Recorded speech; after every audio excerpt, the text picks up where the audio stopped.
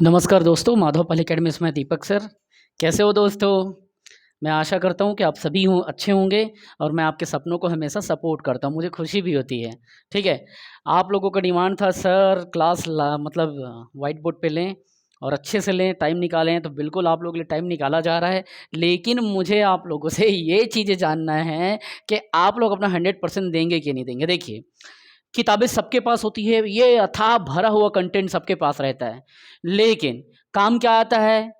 काम वो आता है जो इम्पोर्टेंट सेगमेंट है, जो पेपर में पूछा जाता है। ठीक है, आपको उस पॉइंट को पढ़ना पड़ेगा, उस पॉइंट को आपको दिमाग में रखना पड़ेगा, जिससे हमेशा क्वेश्चन आता है। आपको पीएचडी नहीं करना है, बट जो मैं चीज़ें बताऊंगा पहले कहीं ना कहीं पूछे गए हैं और कहीं ना कहीं पूछे जाएंगे और बहुत ही वीवीआईएमपी की कैटेगरी में आता है। आज मैं आपको मूल अधिकार का कुछ ऐसा चीज़ बताऊंगा एकदम सरल भाषा में, जिसको मुझे समझने में काफ़ी समय लग गया था। तो मैंने जितने भी एग्ज़ाम निकाले हैं, 11 अभी तक एग्ज़ाम क्रैक हो चुके हैं, 5 सीजीपीएससी मेंस प्लस 1 इंटरव्यू, और डिपार्टमेंट में जेई का जो एग्ज़ाम हुआ था उसको भी रिटर्न अपन निकाले। लेकिन हाँ, नौकरी मेरा एक साइड बिजनेस है, समझ लो नौकरी को। मेन जो दिल लगी जो है किसी चीज़ से, दिल जो लगाए वो एजुकेशन है, ये टीचिंग है, इससे दिल हटता नहीं है साला, है ना। तो जो पढ़ाऊंगा वही करना है, अनुभव का खेल है यार। टीचिंग प्लस एक्सपीरियंस, बस ये दो चीज़ों का खेल है। जो बताऊंगा एकदम शिद्दत से पढ़िए, जैसा बताऊंगा डिट्टो दिमाग में बैठाइए और सरल तरीके से बताऊंगा उसको फॉलो कीजिए। चलिए स्टार्ट करते हैं। ठीक है, देखिए आज मैं आपको बताने वाला हूं धार्मिक स्वतंत्रता का अधिकार। संविधान में ऐसे प्रावधान है बेटा, जो आपको क्या करता है, अपने धर्म के हिसाब से उसकी रीति, ठीक, उसके रिवाज, उसके सोशल जो एस्पेक्ट हैं उसके हिसाब से आप क्या कर सकते हो, धार्मिक आचरण कर सकते हो। संविधान ने आपको अधिकार दिया है कि आप क्या कर सकते हो, धर्म को स्वतंत्र होकर अपने तरीके से जियो, अपने तरीके से मानो, उसके संरक्षण के लिए आप प्रयास करो। गवर्नमेंट भी आपको सपोर्ट कर रही है, उसके लिए गवर्नमेंट नीति बनाती है, प्लानिंग बनाती है। ठीक है, उसी चीज़ को, धर्म के स्वतंत्रता के लिए आपको ये राइट दिया जाता है, संवैधानिक अधिकार दिया जाता है, जो आपके मूल अधिकार हैं, बेसिक राइट है। अगर आपके बेसिक राइट का किसी ने हनन किया या हनन करने की कोशिश करता है तो आप सीधा न्यायालय का दरवाजा खटखटा सकते हो। क्लियर? क्लियर? क्लियर ना? चाहे वो सुप्रीम कोर्ट हो चाहे हाई कोर्ट हो, आप सीधा न्यायालय का दरवाजा खटखटा सकते हो। और मूल अधिकार जो है आपको राज्य के खिलाफ देता है, राज्य के विरोध में देता है। भारत राज्यों का संघ होता है और भारत के किसी भी कोने में राज्य में जब आप खड़े होते हो तो राज्य आपके साथ भेदभाव ना कर सके, आपके साथ गलत ना कर सके, इसीलिए मूल अधिकार आपको दिया गया है। चलिए स्टार्ट करते हैं। मूल अधिकार जो है धार्मिक स्वतंत्रता का अधिकार में अपनाए थे, इसका जो अनुच्छेद है वो कितना है, 25 से 28 के बीच में। देखिए तो अनुच्छेद 25 क्या कहता है, ये कहता है कि अंतःकरण व धर्म को अबाध रूप से मानने व आचरण करने व प्रचार करने की स्वतंत्रता। क्या बोल रहा है ये अनुच्छेद 25? कि अंतःकरण, आप अपने अंतःकरण से, अपने मन से किसी भी धर्म को अबाध मतलब निर्बाध अर्थात बिना बाधा के, अबाध अर्थात बिना बाधा के उसको मान सकते हो, उसे आचरण कर सकते हो, मतलब अपने चरित्र में ला सकते हो, धारण कर सकते हो, है ना। जैसे मैं हिंदू हूँ उदाहरण के लिए, या मैं क्रिश्चियन हूँ, तो मैं क्या क्रॉस का अपना इसमें लॉकेट पहन सकता हूँ, भगवान बजरंगबली का यहाँ पे गदा वाला लॉकेट पहन सकता हूँ, कुछ भी पहन सकता हूँ। मैं आचरण, ऐसा आचरण करना चाहता हूँ जो मुझे मिला है उस धर्म के लिए। ठीक है, तो आप आचरण कर सकते हो और उसका प्रचार करने की आपको स्वतंत्रता है, आप उसका प्रचार प्रसार कर सकते हो। तो ये कौन बोलता है? अनुच्छेद 25 कहता है।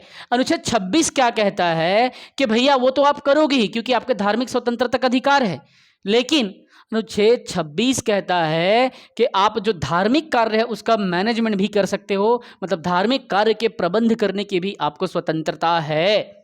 धार्मिक कार्य में क्या क्या आ जाएगा, तो खुद के शिक्षण संस्थान का स्थापना, धार्मिक संस्थाओं का स्थापना करना, उसका प्रशासन करना, उसका संचालन करना, ये सब चीज़ कैसे? तो देखिए, व्यक्ति को स्वयं के धर्म के संस्थाओं की स्थापना व उसके पोषण का अधिकार है। क्या बोल रहा है ये? कि जो व्यक्ति है, भारत का नागरिक है, उसको स्वयं के धर्म के संस्थाओं का स्थापना भी वो करेगा और उसको इतना अधिकार है कि वो स्थापना करने के बाद उसका पोषण भी करेगा, फीडिंग भी वो करेगा। मान लो मैंने एक संगठन बनाया, विश्व हिंदू परिषद उदाहरण के लिए, मैं हिंदू हूँ, मुझे गर्व है अपने पे, है ना। मैंने उस संगठन को बनाया, उसका स्थापना किया, मुझे अधिकार है कि मैं उसका पोषण करूँ। कैसे? लोगों से चंदा स्वेच्छा से ले सकता हूँ, खुद के पॉकेट से स्वेच्छा से चंदा दे करके मैं पोषण कर सकता हूँ, लोगों को लंगर खिला सकता हूँ, लोगों को कपड़े बांट सकता हूँ, मेरी मर्जी, क्योंकि मुझे संविधान ने अधिकार दिया है। किसका? धार्मिक स्वतंत्रता का अधिकार मुझे दिया है संविधान ने। क्लियर? अब देखिए, विधि सम्मत संपत्ति के अर्जन और संपत्ति का स्वामित्व और प्रशासन का अधिकार। अगर मैंने धार्मिक संस्थाओं का अधिकार मुझे मिला है, मैंने क्या किया? संस्थाओं का स्थापना किया, ठीक है। संस्थाओं का जब स्थापना किया तो कैसा होगा वो? विधि सम्मत, मतलब लॉ के जो बेसिस पे जो हमारा विधि बना है उस चीज के लिए, उसके आधार पे मैं क्या कर सकता हूं? उस संस्था से संपत्ति अर्जित कर सकता हूं और उस संपत्ति का मैं स्वामित्व भी अपने ऊपर ले सकता हूं कि मैंने कमाया है अपने इस पर्टिकुलर कौम के लिए, अपने इस पर्टिकुलर मंदिर के लिए। उदाहरण दे रहा हूं मैं, इस धार्मिक संस्था के लिए, तो उसका मैं स्वामित्व कर सकता हूं, उस पर प्रशासन कर सकता हूं, एक प्रमुख मैं मठ में अधिकारी बना सकता हूं, उसके बाद में धीरे से उसके नीचे एम्प्लॉय रख सकता हूं उसकी सेवा करने के लिए, खाना अलग आदमी बनाएगा, है ना, चढ़ावा अलग आदमी देखेगा। तो यही तो प्रशासन का अधिकार हो गया, है ना। तो ये हो गया 26। 27 क्या बोलता है? समझो इस चीज को। अनुच्छेद 27 कहता है राज्य किसी भी व्यक्ति को कर या जो टैक्स होता है देने के लिए बाध्य नहीं करेगा। अर्थात जो राज्य है, जो स्टेट है, वो किसी भी व्यक्ति को, कोई भी व्यक्ति हो, चाहे आप हो, मैं हूं, कोई भी हो, लेकिन वो भारत का नागरिक होना चाहिए, उसको करारोपण देने के लिए राज्य बाध्य नहीं करेगा। ठीक है, कि भाई आप जो है किसी भी व्यक्ति को कर नहीं, आप इस मंदिर के निर्माण में दो, मस्जिद के निर्माण में इतना पैसा दो, नहीं, वो तुम्हारी इच्छा है। ठीक है, राज्य ऐसा किसी भी व्यक्ति को धार्मिक कार्यों के लिए टैक्स देने के लिए बाध्य नहीं करेगा। अनुच्छेद 27 क्या कहता है?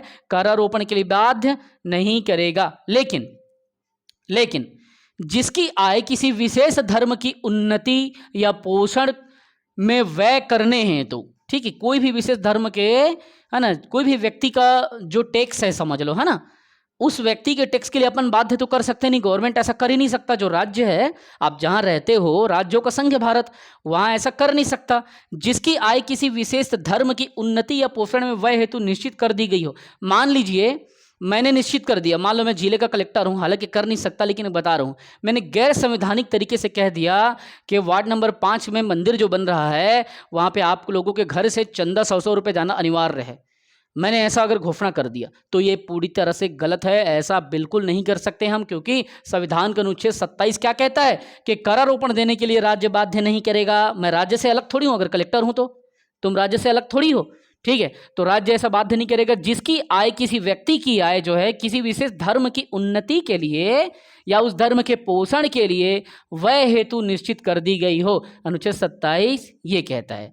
अनुच्छेद 28 जो है, राज्य विधि से पूर्णतः पोषित किसी शिक्षा संस्था में कोई धार्मिक जो कहना चाहिए कि शिक्षा है वो नहीं देगा। अनुच्छेद 28 क्या कहता है कि वह शिक्षा संस्थान जो राज्य विधि से पूर्णतः पोषित हो, राज्य की विधि से संचालित हो रहा हो, ठीक है, तो वो किसी शिक्षा संस्था में कोई धार्मिक शिक्षा नहीं दी जा सकती। क्यों? क्योंकि राज्य किसी स्पेशल धर्म का सपोर्ट नहीं करेगा। अर्थात अनुच्छेद 28 क्या कहता है कि किसी भी प्रकार के शिक्षा संस्था में कोई धार्मिक जो शिक्षा है नहीं दी जाएगी राज्य विधि से। लेकिन अगर वो शिक्षा संस्थान सरकारी है, चल रहा है, राज्य के लॉ के आधार पर चल रहा है, तो वहाँ पर कोई धार्मिक शिक्षा आप नहीं दे सकते। ये बात आप अनुच्छेद 28 में याद रखना।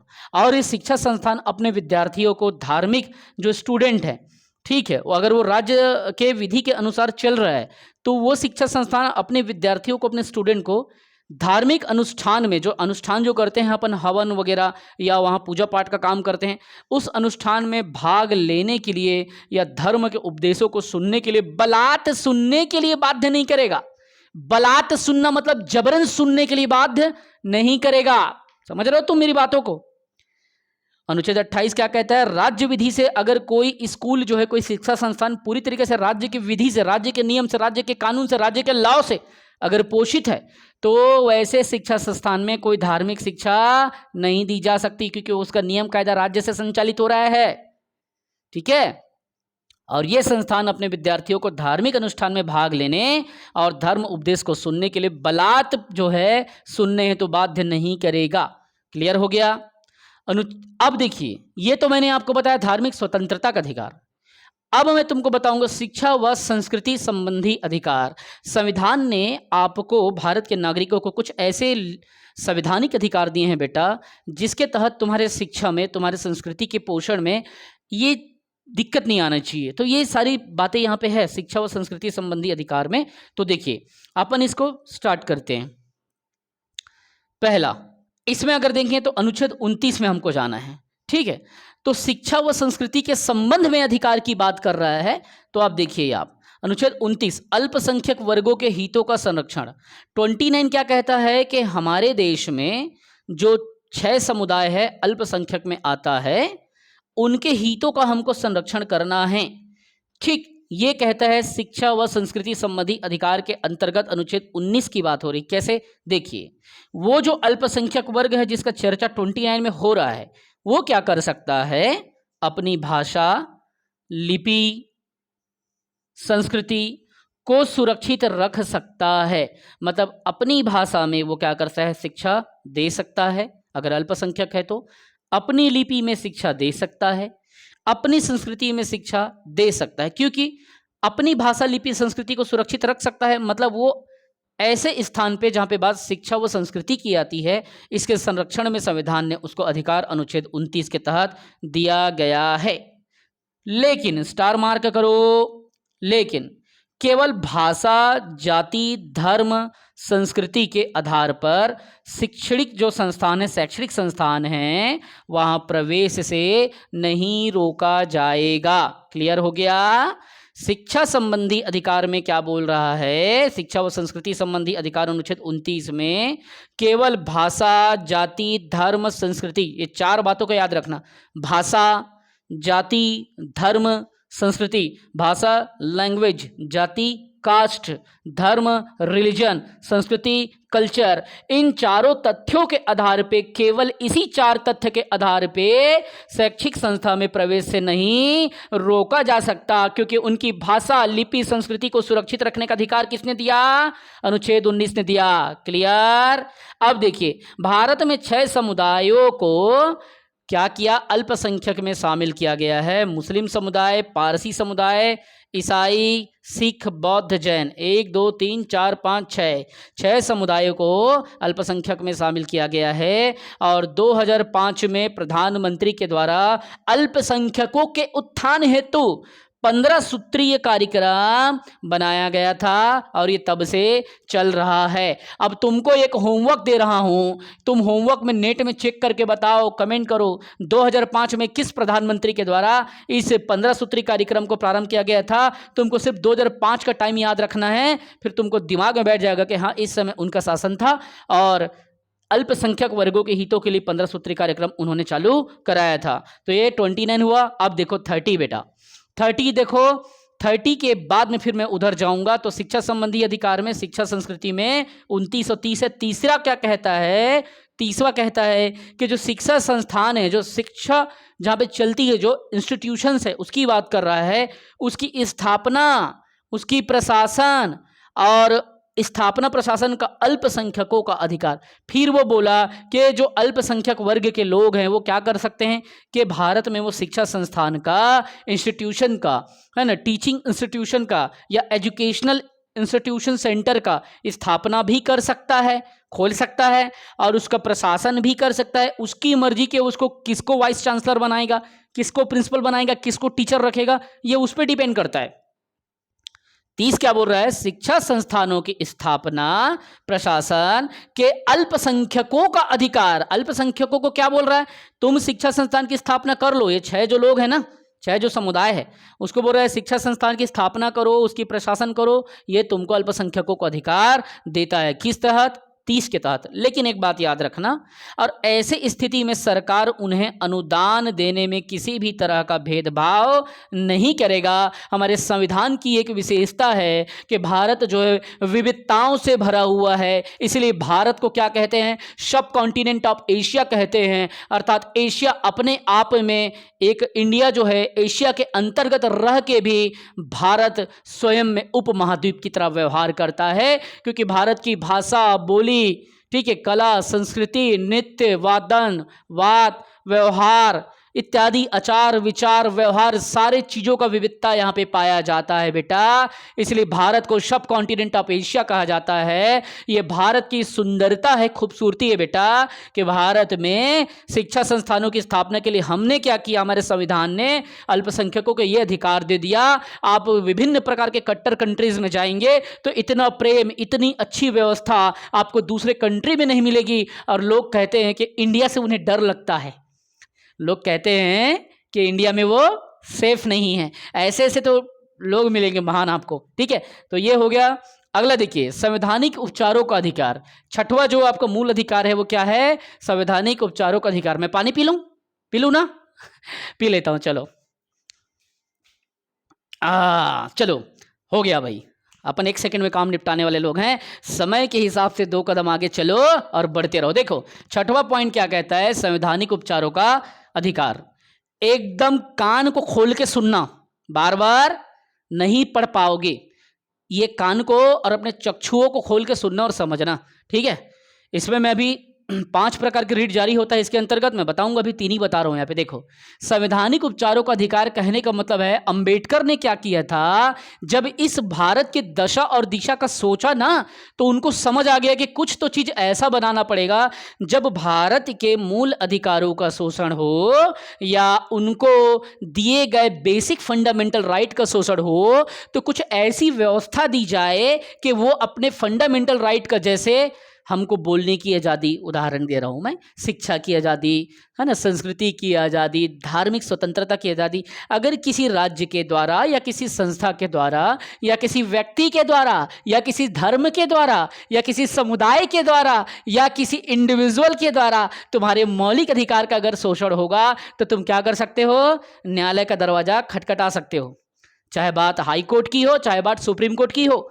तो ऐसी स्थिति में एक संवैधानिक उपचारों का अधिकार दिया आपको कि संविधान में आप कैसे उपचार कर सकते हो। कुछ अगर चीज दिक्कत आती है बड़े मैटर में, उसका क्या अधिकार आपको मिला, देखो समझो इस चीज को, एकदम दिमाग खोल के बैठो। अंबेडकर ने इसे कहा कि पूरे संविधान में जब बात संविधान की आती है, ये पूरे 395 अनुच्छेदों को जब देखा गया, तो उन्होंने एक दिमाग में एक बात रखा कि पूरे संविधान में ये अनुच्छेद ही एक ऐसा है जो संविधान की आत्मा की तरह व्यवहार करता है। अर्थात ये जो संवैधानिक अधिकारों का उपचार है, अनुच्छेद 32 है, ये याद रखना। और इसे क्या कहा गया कि ये संविधान की आत्मा है।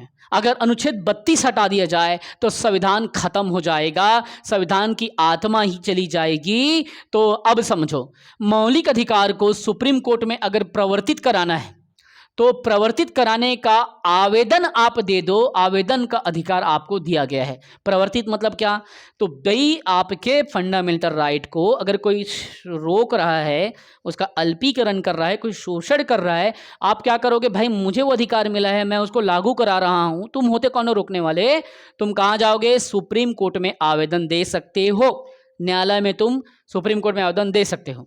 सुप्रीम कोर्ट के पास जब बात जाएगी तो उनको 5 प्रकार के रिट जारी करने का अधिकार है कि भैया उसके 5 प्रकार के रिट वो जारी कर सकता है। रिट को हिंदी में समादेश कहते हैं और इंग्लिश में WRIT रिट कहते हैं। तो सुप्रीम कोर्ट को 5 प्रकार के रिट जारी करने का अधिकार है। पहला सुन लो, बंदी प्रत्यक्षीकरण। ठीक है, क्या होता है बंदी प्रत्यक्षीकरण, ये भी तो आपका अधिकार है ना भाई। देखो अब समझो, अगर अवैध आपको बंदी बनाया गया हो तब आप बंदी प्रत्यक्षीकरण के अधिकार का प्रयोग कर सकते हो और आपके निवेदन पर यह जारी होता है। आपसे पूछा जाए कि बंदी प्रत्यक्षीकरण किसके निवेदन पर जारी होता है, तो ये उस विक्टिम के द्वारा या जिसे आपने कल्प्रिट घोषित कर दिया, आरोपी घोषित कर दिया, अवैध तरीके से बंदी बनाया, आरोपी घोषित करके रख लिया अपने पास। आपको अधिकार किसने दिया रखने का, वो तो न्यायालय देखेगा ना। इसीलिए बेटा यहाँ पे बंदी प्रत्यक्षीकरण को जोड़ दिया और कोर्ट क्या करेगा, बंदीकरण करने वाले अधिकारी को आदेश देता है कि तुम निश्चित स्थान पे, निश्चित समय पे निश्चित तिथि के अंदर उसे क्या करो, मेरे सामने उपस्थित करो। यही बंदी प्रत्यक्षीकरण है। बंदी अर्थात जिसको तुमने बंदी बनाया अवैध तरीके से, प्रत्यक्षीकरण मतलब सामने सशरीर बोलते हैं हिंदी में उसको, प्रत्यक्षीकरण को सशरीर उसको पेश करो तो यह बंदी प्रत्यक्षीकरण कहलाता है। अगर अवैध बंदी बनाया गया है तो उसके निवेदन पर यह जारी होता है। किसके निवेदन पर? जो कल्प्रिट है, जिसको आपने आरोपी समझा। ठीक, कोर्ट जो है बंदीकरण करने वाले अधिकारी को आदेश देता है कि तुम बंदीकरण कैसे किए, चलो उसको एक काम करो, निश्चित समय, निश्चित स्थान, निश्चित तिथि इसके अंतर्गत मेरे सामने पेश करो और न्यायालय जो बंदी बनाने का कारण है उस पर विचार कर सके। इसीलिए बंदी प्रत्यक्षीकरण को इसमें डाला गया है। पहला रिट हो गया बंदी प्रत्यक्षीकरण। अगर तुमसे पूछा जाए कि बंदी प्रत्यक्षीकरण का मूल उद्देश्य क्या है तो तुम कहना कि न्यायालय बंदी बनाने वाले का कारण जानने के लिए, उस पर विचार करने के लिए इसका प्रयोग करता है। क्लियर? आगे देखो, परमादेश पढ़ो ऐसा के पढ़ा सको। बता रहा हूं, दोबारा पढ़ने को मिलेगा नहीं, जान लगा के समझ लो। ठीक है, परमादेश, जब कोई पदाधिकारी, कोई भी ऑफिसर अपने सार्वजनिक जो दायित्व हैं, सार्वजनिक कर्तव्य हैं, उसका निर्वाह अगर नहीं करता है। परमादेश का मतलब जब कोई पदाधिकारी अपने सार्वजनिक कर्तव्य का निर्वाह नहीं करता है तो ये जो लेटर है ये जारी होता है परमादेश का। किसके द्वारा? न्यायालय के द्वारा। अब देखो कैसे, समझो। मान लीजिए मेरा काम है आपको पढ़ाना, अब मैं नहीं पढ़ाया तो न्यायालय मुझे दंड दे सकता है। पैसे लिया, चल पढ़ा, बचवा कहीं के, है ना, वही बात है। तो देखो, परमादेश, जब कोई पदाधिकारी अपने सार्वजनिक कर्तव्य का निर्वाह नहीं करता तब ये परमादेश जारी करता है। अब देखिए, अतः इस प्रकार के आज्ञा पत्र से उनके कर्तव्य पालन का आदेश जारी किया जाता है। अगर मेरा काम है आपको पढ़ाना, मैंने नहीं पढ़ाया, मैं आज छुट्टी मारा, फिर मैं कल भी मार दिया, फिर मैं परसों भी मार दिया, फिर मैं नरसों भी मार दिया, ऐसे चलते चलते चलते चलते 15 दिन चल गया। ठीक है, उस दौरान फिर क्या होगा? फिर परमादेश, परम आदेश, परम मतलब टॉप ऑफ लेवल से आदेश आएगा, परमादेश का आदेश आएगा कि तुम क्या करो, अपने कर्तव्यों का क्या करो, पालन करो। तो कर्तव्यों के पालन के लिए परमादेश आज्ञा पत्र का प्रयोग सुप्रीम कोर्ट या न्यायालय करता है। क्लियर? तीसरा है आपका प्रतिषेध का लेख। प्रतिषेध क्या होता है देखना, मैं आपको बता रहा हूं। ठीक है, देखो, सुप्रीम कोर्ट या हाई कोर्ट निम्न कोर्ट को आदेश करता है। जो नीचे के कोर्ट हैं जैसे जिला न्यायाधीश, सत्र न्यायाधीश, ठीक है, सेशन कोर्ट, डिस्ट्रिक्ट कोर्ट, ये सब, तो सुप्रीम कोर्ट हाई कोर्ट को आदेश करेगा, हाई कोर्ट नीचे को आदेश करेगा, या डायरेक्ट सुप्रीम कोर्ट भी सीधा नीचे भी आदेश कर सकता है। ठीक है, अपने पावर का वो कैसे भी प्रयोग कर सकता है प्रतिषेध लेख के तहत। समझो इस चीज को। सुप्रीम कोर्ट, हाई कोर्ट, निम्न कोर्ट को, जो इस कोर्ट के नीचे जो कोर्ट है उसको क्या करता है, यह आदेश जारी करता है, वह किसी मामले को अपने यहां, ठीक है, अपने यहां उसको निपटाए मत। ठीक है, अपने यहां सीधा रिजल्ट जारी मत करे किसी भी मुद्दे को। ठीक है, क्योंकि वो जो मामला है उस छोटे कोर्ट के अधिकार क्षेत्र के बाहर का है। क्लियर है? मान लीजिए मुझे ये पावर है कि मैं तुम्हारा टेस्ट बनाऊंगा। मेरे यहाँ का जो आईटी मैनेजर है सोनू शर्मा, उसने आपका टेस्ट बनाया। समझना बात को। मुझे ये महसूस होगा कि सोनू ने जो टेस्ट बनाया है वो उसकी पावर के खिलाफ है। वो टेस्ट में जो कंटेंट मैं डालूंगा हो सकता है वो आपको ज़्यादा काम आए, अच्छा हो, और उन्होंने अपने अनुभव की कमी के कारण सीधा टेस्ट बना दिया, लेकिन गलती भी हो सकता है। तो गलती ना हो उसको रोकने के लिए एक प्रतिषेध लेख जारी होता है और कहा जाता है कि ये काम तुम्हारे दायरे के अंदर का नहीं है, इसे मुझे सौंपो। मैं सोनू को बोलूंगा तू टेस्ट मत बना सोनू, मुझे सौंप बेटा। सोनू क्या करेगा, आएगा, बोलेगा सर गलती हो गया, माफ कर दो गुरु, और आप बनाओ। क्यों सोनू, सही बात है ना? तू नहीं करता है ऐसा, लेकिन ये सब जानते हैं तू ऐसा करेगा भी नहीं। जो मैं कहूंगा तू वही करेगा, है ना? तू है तो मैं हूं रे पागल, और ये है तो हम दोनों हैं। ठीक है, तो देखिए इस बात को समझो। प्रतिषेध लेख मतलब सुप्रीम कोर्ट या हाई कोर्ट क्या करेगा, निम्न कोर्ट को जारी करेगा अपने नीचे के कोर्ट को, और बोलेगा कि किसी मामले को अपने यहाँ क्या ना करो, जारी ना करो, निपटारा ना करो, क्योंकि वो मामला तुम्हारे अधिकार क्षेत्र का नहीं है, उसे प्रतिषेध मतलब हमारे पास तुम भेजो। प्रतिषेध लेख में क्या करता है, यह मामला उनके अधिकार क्षेत्र का है, उसे वहीं पर रोकने के लिए बात करता है और वो अपने संज्ञान में ले लेता है। ठीक है, पढ़ो ऐसा के पढ़ा सको। ऐसे ही आप कंप्लीटली फुल लेंथ क्लासेस अगर लेना चाहते हैं मुझसे तो तुरंत आप मेरे को क्या करें, व्हाट्सअप करें। व्हाट्सअप नंबर है 9575204321, 9575204321। देखिए भैया, ये टीचिंग जो स्किल है यूं ही नहीं आई है। ठीक है, 11 सरकारी एग्जाम क्रैक करना पड़ा, 5 CGPSC मेंस लिखना पड़ा, इंटरव्यू एक देना पड़ा, तब जाके इतना निचोड़, इतना अनुभव, इतना कॉन्फिडेंस आया है। अगर तुम ऐसी पढ़ना चाहते हो, पढ़ो ऐसा कि पढ़ा सको, तुरंत इस नंबर पे 9575204321 पे क्या करो, व्हाट्सअप करो। मैं तुमको प्रोसेस बताऊंगा। और गूगल प्ले स्टोर में जाकर के तुम क्या करो, माधव पहल एकेडमी का प्ले स्टोर में जाके तुम एप्लीकेशन डाउनलोड करो, अपने पसंद का कोर्स वहां से फटाफट परचेस करो, ज़्यादा डिले मत करो, आज नहीं तो कल नहीं, डिले मत करो। ठीक है, तो तुरंत माधव पाल एकेडमी का प्ले स्टोर डाउनलोड करो, फटाक से तुम जुड़े हो और अपने पसंद का कोर्स पढ़ो। अगर पढ़ के तो देखो यार, तुम्हारा दीपक सर बैठा है, और ये नहीं कि तुम अभी जुड़ रहे हो तो 1 साल के लिए जुड़ रहे हो, ऐसा नहीं। हमारा संबंध जो है ना प्रिय, ये आत्मा का संबंध होगा। ठीक है, यहाँ का संबंध होगा, 1 साल का संबंध नहीं होगा।